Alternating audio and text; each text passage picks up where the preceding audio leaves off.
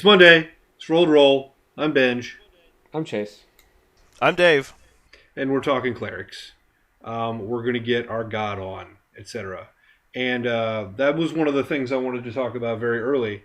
Um, Clerics are your divine casters. They may be referred to as like the holy man or a holy woman of the party, whatever.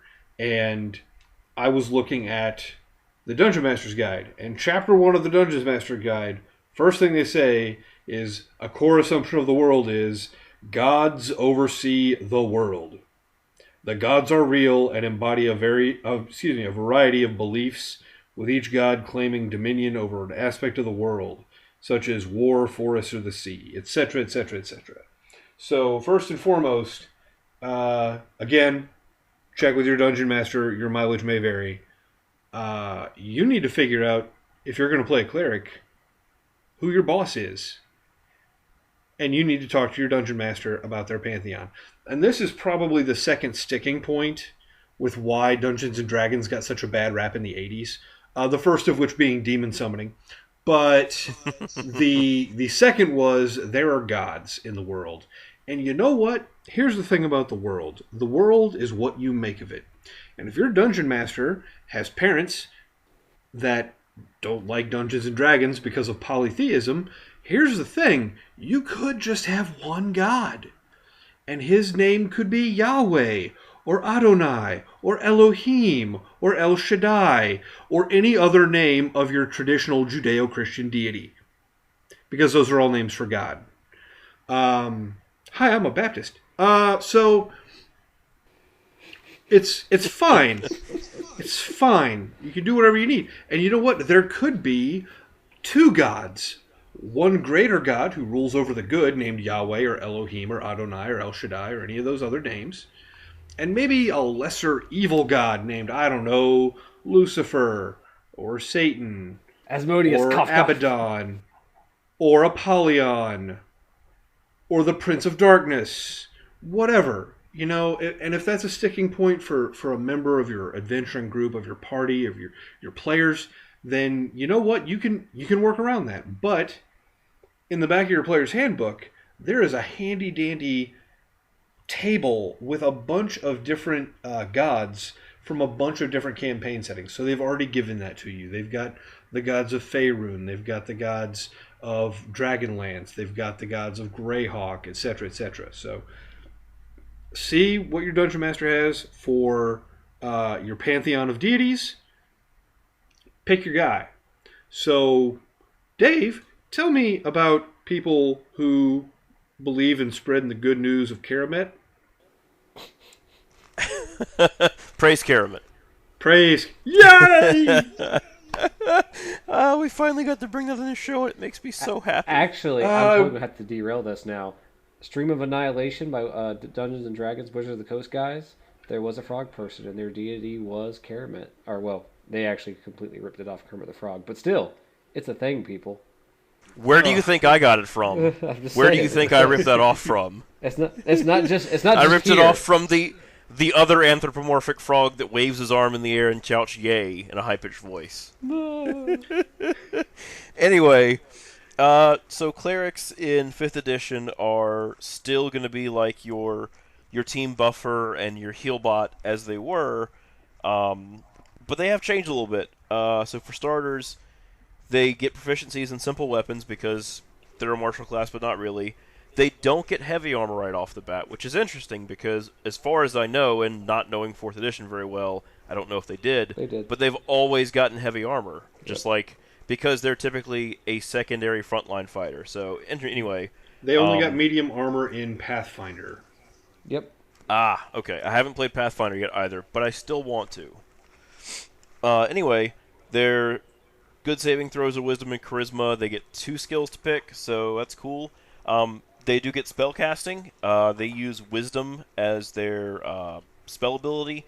And the way cleric spells work are you basically get, if I remember correctly, and I may be thinking of older ones, you get all of the spells at a level available to you. You don't have to, like, learn a new spell. Just once you get to the level where you have second level spells, You get all the spells for that cleric level, including your domain spells. You just know them. You still have to pick and choose which ones you want to cast, but you don't have to go find scrolls of Cure Light Wounds or whatever, because you can just pick them. That's correct. Yep. They also get ritual casting, so that's cool, and they use a holy symbol as a spellcasting focus. We haven't really talked about that very much. I think we mentioned it earlier in one of the videos where we touched on magic. And then at first level, the clerics get is they choose a divine domain. In the base player's handbook, you've got 7 domains to choose from. Yeah, I want to say 7. And your domain grants you like domain spells for each level, and also changes how your channel divinity works. I'll get to that in a second. But you get features for that like 3 or 4 times as you level up. Much like all the other classes, it just gives you a way to make your cleric more you. So at second level, you get Channel Divinity, which is your Turn Undead. The Turn Undead from the older editions has also changed a little bit. It's now called Channel Divinity. When you get it level 2, you get 2 effects with it. You can do the Turn Undead, or you can do whatever your domain power for Channel Divinity is. You can only do it once per short or long rest. You get another use of it, I think, at level 6, and a third use at like level 17 or 18. 18. It's 18. a ways up. Yeah. So Turn Undead is really cool because especially if you're in an undead heavy campaign, basically every undead within 30 feet of you makes a Wisdom saving throw. If they fail it, it's turn for a full minute until it takes any damage. Turn creatures spend all their movement trying to get away from you as fast as they can. And that Turn Undead improves at level 5 when it goes to Destroy Undead, which is pretty cool because at certain levels you reach a threshold of CR where if they fail that Wisdom saving throw in a turn, they're just destroyed. I think it caps out at CR 4 at the highest, which is still pretty good. You're not going to be able to turn like a lich or a vampire or anything like that, but a bunch of the smaller, lower level trash things, you just knock them out of the fight and don't need to worry about them anymore, which is pretty cool. The only other thing that the base cleric gets, and the base cleric is a little bit different also in that a lot of their flavor and a lot of their abilities come from their domains. They only get a couple things from the base cleric, but at level 10 you get Divine Intervention. You can basically call on your god and be like, hey bro, I need some help. Although you shouldn't call your god bro unless he's cool with it. Basically, you tell your DM what you're looking for, like, what you need help for. You roll a percentile die, which is a D100 or 2 D10s that use a D100. And if you roll a number equal to or lower than your current level, your deed intervenes and helps you out and gives you a hand. If you don't, he doesn't help you out because he's busy doing something else or helping one of his other followers, or he just doesn't like you and you should probably find a different deity and go out shopping. You can only use it once every 7 days. After it's successful, you can beg after and it's beg successful, and beg. yeah. You can beg after a long rest as much as you want, but if your god actually tells you, like, I'll give you a hand, you gotta wait a week to ask him again. So make sure you ask him for something useful. And then once you hit level 20, the capstone ability for clerics are your calls for intervention just automatically succeeds. Your god just steps in no matter what. There's no rolling a die. It happens. So that's your base cleric, what they get. We'll switch it over to Benj, and I think we're each going to pick a domain and kind of go through them. There's 7 domains, so we're not going to go over all of them in depth, because that's just a lot. We don't got that kind of time. But Benj, what are you going over with us today? So the 7 domains are knowledge, life, light, nature, in case you want to turn your cleric into a druid for no reason, the tempest, trickery, and war. And like Dave said, you get different stuff depending on which one you pick. Some of them get heavy armor, some of them get different weapon proficiencies. I'm going to talk today about the light domain, or as I like to call it, the fire guy. I'm the fire guy. So, right out of the gate, first level, if you didn't have the light cantrip, you get the light cantrip. You're picking your domain at first level. Don't pick the light cantrip. You you get it for free. Also at first level, you get a really spiffy ability called Warding Flare. If you're attacked by a creature within 30 feet that you can see, you can use your reaction to cause a light to flare in front of its eyes and give it disadvantage on its attack roll. It doesn't work if it can't be blinded or is very specifically immune to Warding Flare, which I don't believe anything is very specifically immune to Warding Flare, but I haven't read the monster manual. You can use this feature a number of times equal to your Wisdom modifier, which should be your high score, because you're a cleric. At second level, you get the Radiance of the Dawn. This is pretty sweet, very situationally. Like, if you need to use this, it's awesome. You can banish all darkness and deal radiant damage to your enemies. So if you are fighting one of those pesky drow that likes to drop darkness orbs on you, you'd be like, no, I'm going to go ahead and pay the light bill. And it fires up, and any enemies within 30 feet of you must make a Constitution saving throw, and they're going to take 2d10 plus your cleric level of radiant damage on a failed saving throw, and half as much on a successful one. A creature that has total cover from you is not affected because you are a shining beacon of light. So if they're on the other side of a wall and can't see your shining beacon of light, they're fine. Sixth level, you get improved flare, so you can use your warding flare to help your buddies out. So if you've got a friend within 30 feet of you, if there's an enemy within 30 feet of you attacking one of your friends, you can use your reaction to flash the light in their eyes as well. 17th level, you get your big one. You get Corona of Light. You can use your action to activate an aura of sunlight that lasts for a minute or until you decide to turn the lights back off.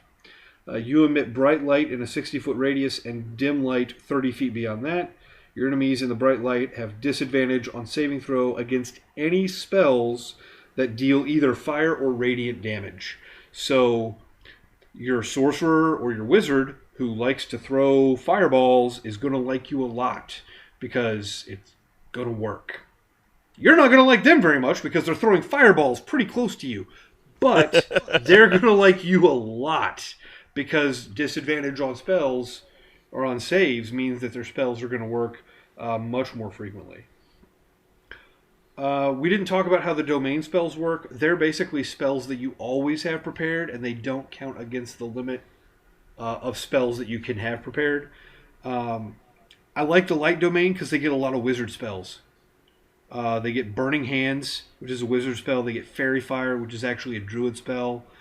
They get Flaming Sphere and Scorching Ray, which are, again, wizard spells.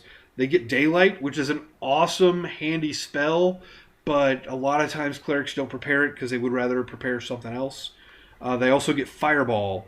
They get Guardian of Faith and Wall of Fire, and they get Flame Strike and Scrying, which is kind of interesting that they get Scrying, but I guess they're turning on the light somewhere else to see where, I don't know. I'm not going to try to explain it. I didn't write the book. Anyway, big fan of Fairy Fire, big fan of Fireball.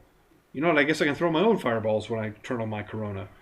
But anyway, Chase, who are we talking about? Well, Benj, I'm going to talk about your more traditional cleric. As everyone likes to call the cleric I'm about to discuss, we're just the Healbot. The cleric I'm going to discuss is the Life Domain Cleric. Everyone knows the Life Domain Cleric. If you've played an MMO, video game, RPG, you name it, you've probably dealt with a Life Domain Cleric, or at least a shade variant thereof. We specialize in healing, us Life Domains Clerics. We make you feel better, that's what we like to do. The spells, the actual domain spells this class get, are 90% healing spells. Surprise, surprise. I'd say the other 5% are protection-based spells. There might be one, I guess spiritual weapon's a damage-based spell, so yeah, that's pretty much accurate, yeah. Most of them are healing with another 5% of defense, and then maybe one little one that you can use for an attack. We're just not. Now, before I go too far down this road, let me clarify. You can be a heal bot and still hurt the heck out of something, okay? You can do it. You don't have to just every turn, hey, how's everybody doing today? How you feeling? Oh, you're hurt? Let me heal you up. You can hit something. You can. But you're going to heal things better than I think anyone. I think you will heal better than any other class in the game. But anyway, what you actually get. At first level, you heal better. Surprise, surprise. Literally, that's the spell. You heal for more than you would if you just used the spell. The exact amount is 2 plus the spell level. So first level spell, 2 plus 1. There you go, an extra 3.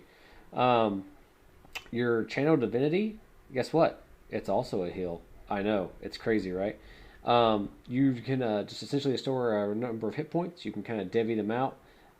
It can actually get pretty crazy, that channel divinity, at higher levels, because like most things you'll notice with this cleric, it's based something off of your cleric level. In this particular case, it's 5 times your cleric level. So, level 20, higher up levels, you can see how that can get pretty crazy about how much healing you can dish out.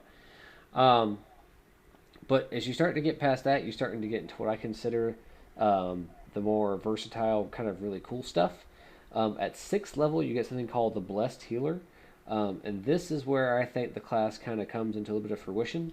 Because anyone who's played a healing class before, which I have, we all know it's kind of hard, or it can be hard, to be expected to heal the party, but also heal yourself. The level 6 ability helps with that. Anytime you heal someone, you also heal yourself a little bit. Not a whole lot, but a little bit. So even, healing someone isn't necessarily, being detrimental to you, which is nice, because most of the time it is. Most of the time it's you have to go, okay, I have half HP, but the fighter has a quarter, but he's front line, so here you go, buddy. Hope I don't get hit next turn. So yeah, that's kind of nice. Your level 8th ability is actually a damage ability. It's kind of similar to like a Paladin Smite. It's your Divine Strike ability. You can use it for extra radiant damage. So that's kind of nice to actually have some additional damage abilities. But by far, the coolest and most powerful ability, no surprise, it's the highest level 1 that this particular domain gets, is Supreme Healing. And it's almost exactly what it sounds like. At 17th level, you just heal for max. Now, I'd like to point out that max also includes, that max doesn't include any special bonuses. It's just dice rolled. Any dice that you would roll from any of your healing spells is automatically maxed out. And at level 17, you have a lot of very powerful healing spells. So just the ability to be like, hey, you have 54 hit points. Go back in there, Tiger. Go get them. That's a really big deal. It's always nice when you have the person who actually wants to be the heal battery in a party, because everyone loves them. Sadly, though, most of the time, unless you have a very, very, very nice person who's your friend, or a very nice person in the party, most people don't want to play this class because it's just that. Everyone expects you to heal all the time. But as far as healing goes, they are, in my opinion, the best at it. And I think there's probably some math behind it that proves they're the best. But as Dave said earlier, they are statistically the best. Yeah, yeah. Ain't nobody got time for that. Which actually will lead me into Dave, as Dave will tell you guys about the domain that he has picked to go over. The domain I want to go over is the Tempest domain. It's going to be the domain that deals with any kind of storm gods, gods of lightning and thunder. Your Zeus, your Thor, your Talos, your Umberlee, whatever. The Tempest domain is going to push you towards more of a damage build of Cleric, which is interesting. And you also get a couple things that make you closer to an arcane spellcaster. So, first level, you get proficiency with martial weapons and heavy armor. So you're a little bit better at fighting in melee. Look, you're a fighter. Yeah, you're a fighter now. You're a fighter who can throw cleric spells out. Also, at first level, you get an ability called Wrath of the Storm, where you can rebuke attackers. When anyone within 5 feet of you can see hits you with an attack, you can use your reaction to make him make a dex saving throw. He'll take 2d8 lightning or thunder damage, your choice, on a failed saving throw, and half as much on a successful one. So basically, you have just a reaction where once a turn you can smack somebody with lightning for hitting you in melee, which is pretty cool. Your Channel Divinity feature is Destructive Wrath, which is you can use your Channel Divinity to wield the power of the storm with unchecked ferocity. So anytime you roll lightning or thunder damage, you can use your channel divinity to just deal max damage instead of rolling, which is really good because you'll also get some really good damage spells from the Tempest domain itself. Level 6, anytime you deal lightning damage to a large or smaller creature, you can also choose to push it 10 feet away from you. So that's going to be good when you're trying to either keep yourself out of melee, or if somebody runs up on one of the squishier party members, you can smack them with a lightning spell and push it 10 feet away from them as long as it's also away from you, which is pretty cool. At 8th level, they gain a Divine Strike, which, a small aside, I think every domain, with the exception of the Light domain, get a Divine Strike at their level. The Knowledge domain also doesn't get one. But 8th level, they get a Divine Strike, which gives you, for the Tempest Cleric, you get just an extra D8 thunder damage to any weapon attack once per turn. And then once you hit 14 level, that goes up to 2d8. And then their capstone ability, Stormborn, is you have a flying speed equal to your current walking speed, but it only works when you're not underground or indoors, so only outside where you can see the sky. You can fly. Cool. You can fly. Come on. You can fly as fast as you can walk. Which is great because then you can just fly up and stay out of melee and just start pelting people with lightning spells. Well, man, I want to play one of these now. I'd also like to point out that it says you have a flying speed equal to your current walking speed. So that means if, I don't know, your friendly neighborhood wizard cast haste on you, your flying speed is equal to that hasted walking speed too. Yup. Or if you find some sort of magic item that raises your base speed. Yeah. You're a barbarian who happened to turn into a cleric and went 17 levels deep. You go super fast, or you're a monk. Or if you went for like a wood elf who starts off with a base walking speed higher, you get to fly a little bit further. But anyway, the spells they get are pretty cool. I'm not going to go over them, but the highlights are you get Call Lightning, which is a druid spell, which is a really good one and one of my favorites. You get Shatter, which is I know it's a warlock spell, it might be a wizard spell too. Really good thunder spell that I kind of like. And you also get Ice Storm. So you get some really good area of effect attack spells from the Tempest domain. Destructive Wave is also pretty awesome. Destructive Wave is pretty awesome. You get it now. It isn't just damage spells. You get a couple of like utility spells like Fog Cloud, Gust of Wind, and Control Water. So you're not just throwing lightning at things, but you should be.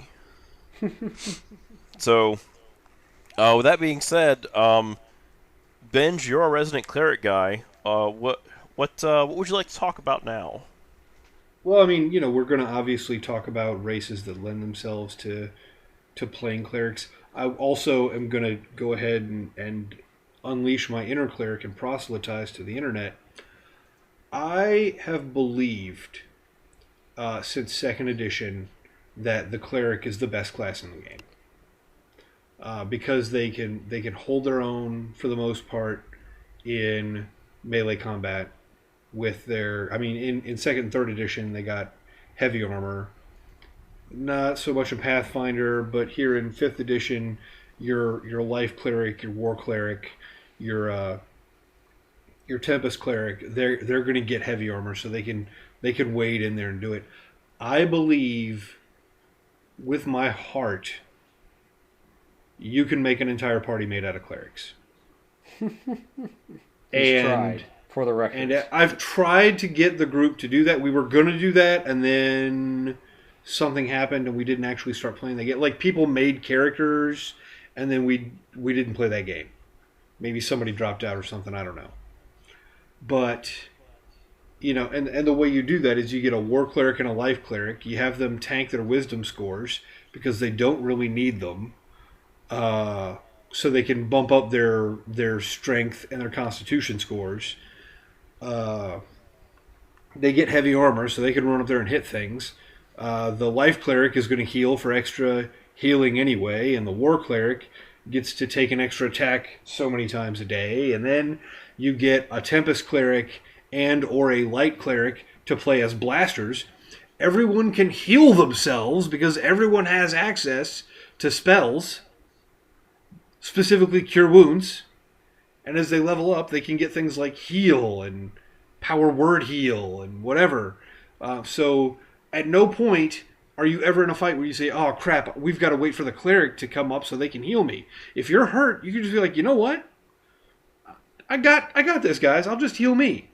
Now granted, the life cleric should be, sitting in the war cleric's back pocket. The Tempest cleric can get up in there because they're proficient with heavy armor and with all martial weapons. So like Art was saying last week about the polearm thing, they don't even have to be in the front row. They can polearm, and now everybody's within healing range and also fireball, I guess. But maybe we don't think about that. I guess I'm starting to see the weakness in this party having no dexterity whatsoever, but because they're all clanking around in heavy armor. But that's not true. You can target a trickery domain, bro. You could do that. You could also get a bunch of Dragonborn who have gold dragon ancestry. So everybody automatically makes their saves, right? Or red, you racist. I'm trying to be... we could throw it... Let's talk brass while we're at it. Fire's very, very common. Or you could be a tiefling, and you could... fire resistance there. So anyway... Which I guess that brings us to the best race. Right. So, yeah, let's talk races. Everyone knows the real answer here, right? Like, everyone knows, like, what race is pretty much born to be a cleric, right? Right? The Aasimar, they're literally made to be clerics. That's their sole purpose in existence. We were kind of talking about Player's Handbook races, Chase, so I'm going to disqualify your answer. The Aasimar don't count. You gotta wait. You gotta wait. You gotta wait till we get to that book. I would humans are a good pick because they can put their stats anywhere. Hill dwarves are good. I hate to say it. Yeah, Hill dwarves are really good because they get a wisdom bump and extra hit points. Wood elves get a wisdom bump, but I don't know.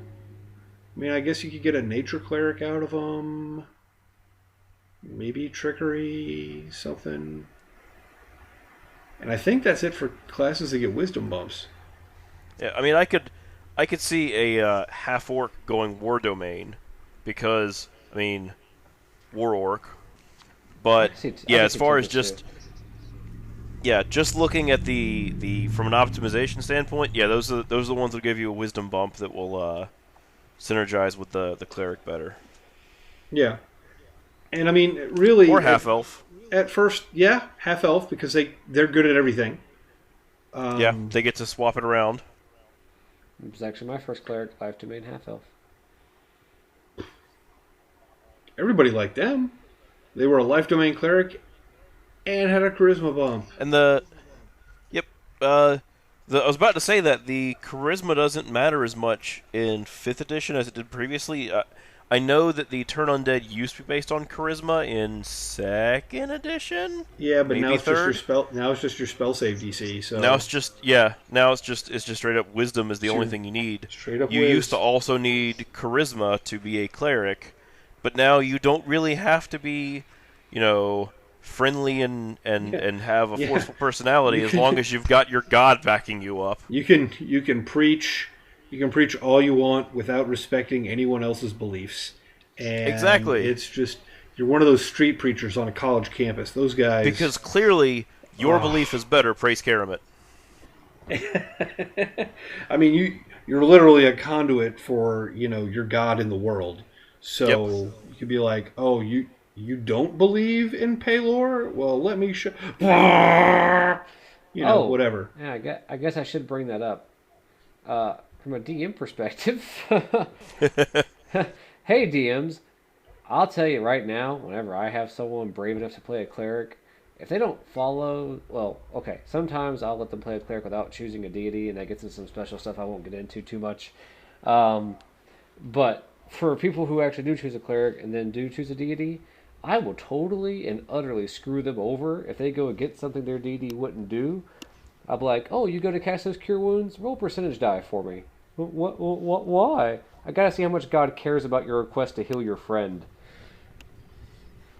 Yeah, don't be afraid to do stuff like that. They're Yeah. the ones who played a 100% role-playing class where there are powers that are completely dependent on a being that you're in control of. And now go back and listen to the alignment episode. Yeah. Sorry, if you're playing a cleric, I'm going to make you uphold to what it means to be one. Well, Now, that doesn't absolutely. mean And you gotta go preaching on again, the street. the dungeon master is responsible for letting you know what your choices are, and letting you know what, because unfortunately, your dungeon master is the guy portraying every character in the world who isn't you. Multiverse. Every character And- in the multiverse. And gods are characters. So they will let you know, hey, this is what these are like the major tenets of your faith, and these are the things you need. You know what? Give them some rites they have to perform every day. Like every morning, they have to get up and they have to light some incense, or they got to do a blessing thing, or they got to something. You know, throw that role playing aspect into it. Make sure they have to perform rites. You know, have them show up at a village and everybody be super happy to see them because these two young kids want to get married and they don't have a cleric. Yeah. And you've got to perform the rites of marriage. And then, you know what?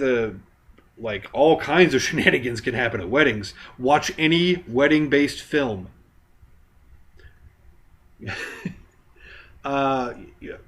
You have, as a dungeon master, you have a great plot hook device immediately having a cleric in the party, because their church kind of tells them what to do in most cases.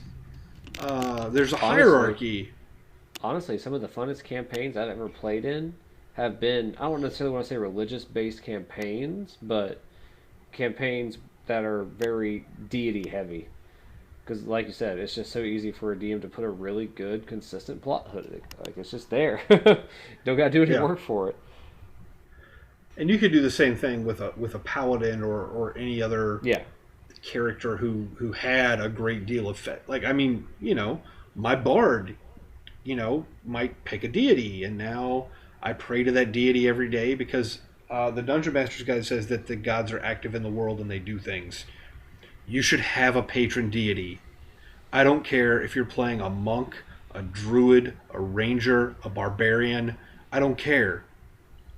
Pick a god. There are no atheists in a foxhole. You need somebody to cry out to when you are in trouble. I hate to bring up another show, so I won't point at it too much, but a certain character in another very, very popular D&D show, as Ben just said it before, actually pointed out like the absolute futility of what it means to be an atheist in a D&D campaign. Like, playing an atheist character is almost, I hate to use the word, but almost stupid. Because, like, you know, there's no doubt the gods exist. They have been on what, okay, pre-made your own campaigns aside that you built where maybe you built it to where they're not, but regular D&D, most pre-mades I've played, most homebrews I've played, the gods exist, you know they exist. Like Ben said, don't have to be a class to pick one to where you probably should pick one, because sooner or later your DM may give you a plot hook just because you prayed enough anyway. I mean, that's what happened in the game that we ran for 3 or 4 years. I had a barbarian, and he picked a god. And the kicker was there were two pantheons. There was the real pantheon, and then there was the fake pantheon. Kind of like in Game of Thrones, where they talk about the old gods and the new. Like, there were like, the fake pantheon was like demigod level gods, and then the real pantheon was like real god level gods. And the dungeon master was like, yeah, you can pick one of the real ones, but all these other chumps are going to get the fake ones. And I was like, cool. Like, because I was a dragon slayer and I wanted to pray to the good god of dragons, like Bahamut or whatever, and just kill evil dragons. Like, that was his thing. So he got strength from the good dragons to kill the evil dragons. And everybody else was like, yeah, the sun god. No, that's not real. That's not a real thing. It's okay, though. Like, you still get powers, but they're, you know, whatever. They're not as good. In game terms, they were just as good. But when we got to the end of the game and everybody figured out how the Pantheon thing was working, it was like, yay, I picked the right one. So. But anyway, Clerics are tied to deities. Deities are tied to clerics. Clerics is an awesome class. You should play it. Somebody should. Or Or at least give it a everyone, shot. as I just said. Everyone can play one. There's- All at the same time. I encourage this. Matter of fact, hey, if anyone listening to the show does convince their crazy butt friends, caught myself, Whoa. to run an all cleric campaign, Whoa. please let us know how that goes. Please Like, do. let Please us comment know. and do all the things you're supposed to do. Like, hit us up on our Twitter. Hey, Dave, what's our Twitter? I could Don't have sworn we have had one? a Twitter. Hit us up on Facebook? No. I can Yeah, I set thought. one up. Man, I've been telling people we had Twitter this whole If you- time. And we're. Twitter's No wonder we haven't gotten any tweets. Not one of the things I set That's up. cool. I can do it, but I am not going to tweet. That, I that's thought you were going going to set up a Twitter and then Yeah, I'm you about were to going to say, tell I am us not- and that when we got tweeted I at, am not tweeting. we would tweet back, like collectively. Man, I hope we may edit have, all of this and then I conversation out of the final show. Super. Oh yeah, absolutely.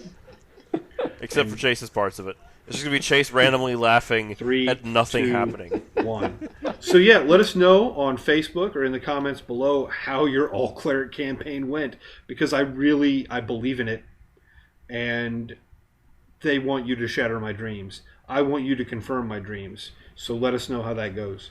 Beyond that, I think we're good. Remember to like and share and subscribe and tell your friends.